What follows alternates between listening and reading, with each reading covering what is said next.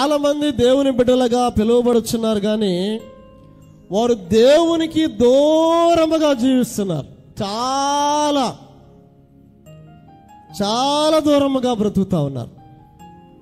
నేటి క్రైస్తవులు ఎలాంటి భ్రమలో బ్రతుకుతున్నారు?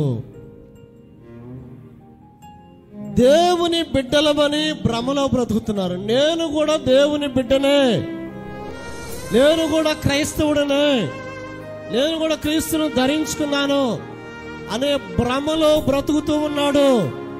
కానీ నిజానికి దేవుని బిడ్డగా జీవించడం లేదు. దేవుడు వారిలో లేడు. దేవుడు లేకుండానే నేను దేవుని బిడ్డను, నేను క్రైస్తవుడను, క్రీస్తును ధరించుకున్నాను అని భ్రమలో బ్రతుకుతున్నారు. ఇది మొదటి విషయం. దేవుని బిడ్డలమని భ్రమలో ఉంటున్నారు.